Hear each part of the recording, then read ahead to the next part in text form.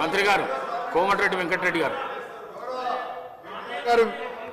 మీ అనుమతితో పర్మిషన్ సభను ఎప్పుడు కూడా తప్పుతో పట్టించే విధంగా 10 ఏళ్ళు మంత్రిగా పనిచేసిన సీనియర్ శాసనసభ్యులు 24 గంటలు ఇచ్చినామని చెప్పినప్పుడు మధ్యలో మా పిసిసి ప్రెసిడెంట్గా ఉన్నవారు అమెరికాలో ఏదో మాట్లాడితే నేను అప్పుడు ఇమీడియట్గా నెక్స్ట్ డేనే బండ సోమవారం అని భువనగిరి మండలం ఒక సబ్స్టేషన్కి వెళ్ళి లాగ్ బుక్ చెక్ చేయించి 4 నెలలకే లాగ్ బుక్ చెక్ చేయించి ఆపరేటర్తోనే నేను ఇంటర్వ్యూ తీసుకొని ఎన్ని గంటలు వస్తున్నాయంటే 10-11 గంటలు సార్ రికార్డు ఉన్నా సార్ నేను పంపిస్తాను మీకు మ్యాక్సిమం అంటే 14 గంటలు అందులో 5-6 సార్లు పోతుంది కరెంట్ అని ఐలై అనే ఆపరేటర్ రిటైల్ లైన్మెన్ని మళ్ళీ వీలు పెట్టుకున్నాం గతంలో రిటైల్ లైన్మెన్ అయిన తర్వాత ఐటీఐ చేసిన వాళ్ళని పెట్టేది ఎక్స్పీరియన్స్ లైన్మెన్ ఆయన చెప్పిన రికార్డు పంపిస్తాను ఒకటి ముఖ్యమైనది ఎందుకంటే సబ్జెక్టు కరెక్షన్ ఎందుకంటే వారు మిస్గైడ్ చేస్తుంది తెలంగాణ ప్రజలు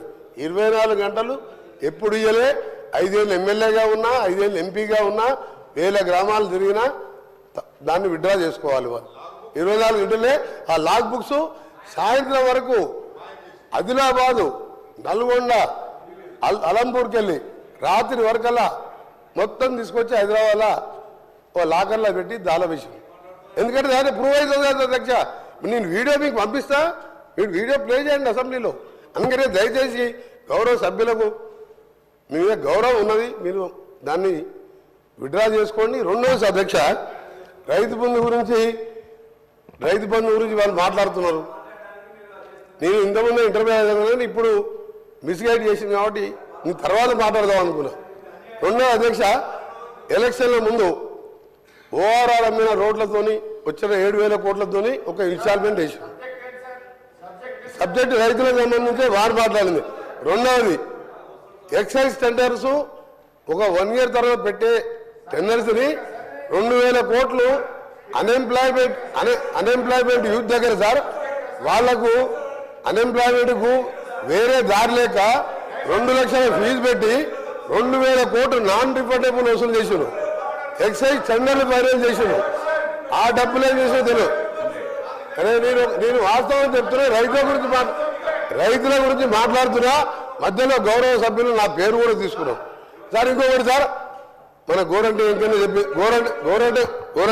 గారు చెప్పింది అంతే ఒకటే ఎగ్జాంపుల్ నల్గొండ జిల్లాకి వెళ్దాం ఇక్కడికి వెళ్ళి అర్జెంట్ చేసిన తర్వాత అందరం కలిసి బస్సులో మొత్తం నల్గొండ జిల్లా అందరం తిరుగుతాం సార్ నల్గొండ జిల్లాలో ఒక్క కొత్త ఎకరానికి ఆయకట్టు 10 ఏళ్లలో ఇచ్చినట్టు రుజువు చేస్తే నేను ఇక్కడి నుంచి రాజీనామా చేసి రాజకీయాలు బంద్ చేసుకొని అంటే నల్గొండ జిల్లా కూడా తెలంగాణలోనే ఉంది సార్ మొత్తంగానే నేను చాలా సీరియస్గా చెప్తున్నా ఎందుకంటే నేను జిల్లాలో ప్రజల మధ్య ఉండే అందరిలాగే నేను కూడా ఒక్క జిల్లా ఒక్క ఎకరానికి సార్ ఒక్కటిసారి ఎగ్జాంపుల్ సార్ మా ఏం మార్పు మా కొండపోచమ్మ మల్లన్న సాగర్ రంగనాయక్ సార్ కడుపు నిండా నీళ్ళు ఉంటాయి సార్ ఆ నుంచి ఒక 200-300 కోట్లు పెడితే ఆలేరులో గన్నమల్ల రిజర్వాయర్ వీరే టెండర్ పిలిచిండ్రు క్యాన్సల్ చేసిండ్రు 16-20 కిలోమీటర్ లైన్ వేస్తే 1,50,000 ఎకరాలు నీళ్ళు సార్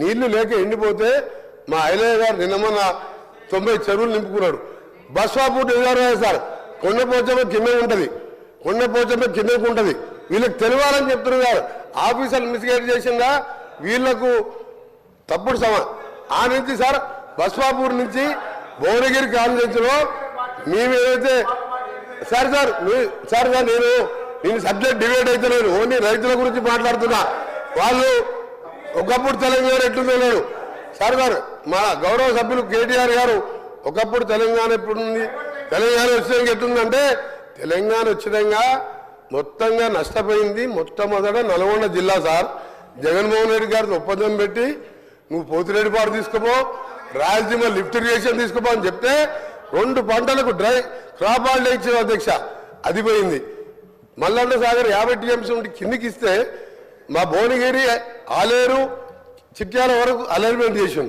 దాన్ని టేకప్ చేయలే మీ నల్గొండ తెలంగాణలో ఉన్నవా లేదా నాకు ఇప్పుడు ఇంకొకటి చివరిగా సార్ నేను ఎందుకు చెప్తున్నానంటే కరెంటు విషయంలో ఉచిత కరెంటు విషయంలో ఉచిత కరెంటు విషయంలో భారతదేశంలో ఆ హక్కు చెప్పే ధైర్యంగా ఆ పెటెంట్ ఎవరిదంటే కాంగ్రెస్ పార్టీదని ముమ్మాటిగా చెప్తున్న అధ్యక్షది.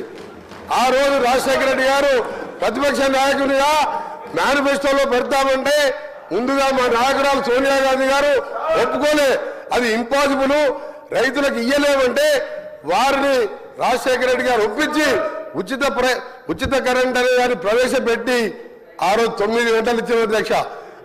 అప్పుడు వీరు మాట్లాడతారు అధ్యక్ష, నిన్న హరీష్ రావు గారు కానీ కేటీఆర్ గారు కానీ 50 ఏళ్ళు మీరే పాలించిందని.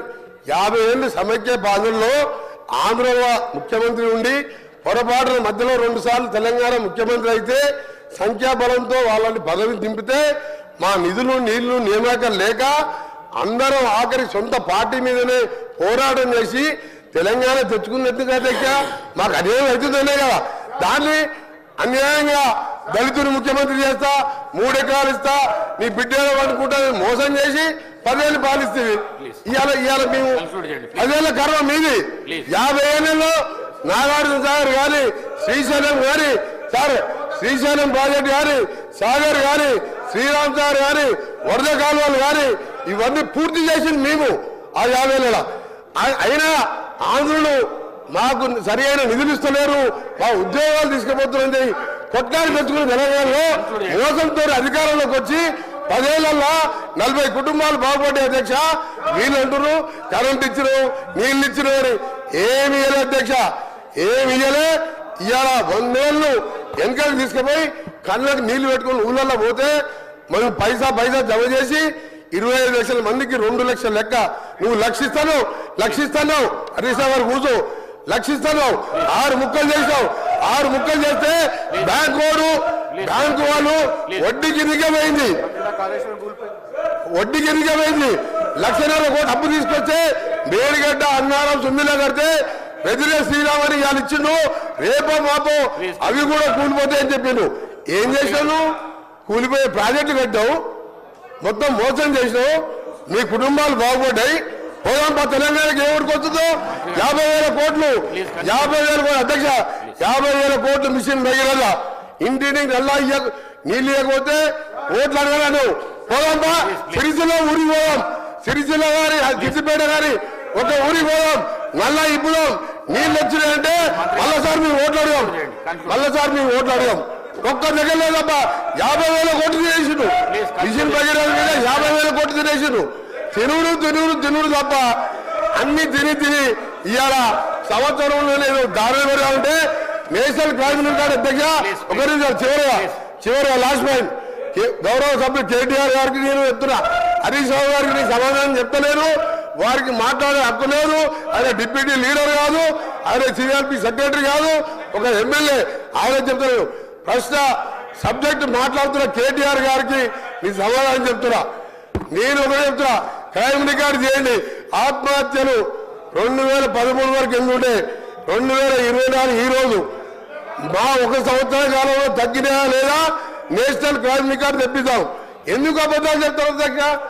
సభను ఎందుకు తప్పొట్టిస్తారు? ప్రజలను ఎందుకు తప్పొట్టిస్తారు? దయచేసి వాస్తవాలు రైతు భరోసా మీద మేము మా మంత్రి గారు చెప్పేది, మా ముఖ్యమంత్రి గారు చెప్పేది రిప్లై వినండి. ఆ తర్వాత మీరు షాక్ అయ్యి మీరు మీ లీడర్ వస్తలేరు, ఎల్ఓపి గారు వస్తలేరు. వచ్చే సెషన్కి వెళ్ళి మీరు ఎవరు కూడా సభకు రారు.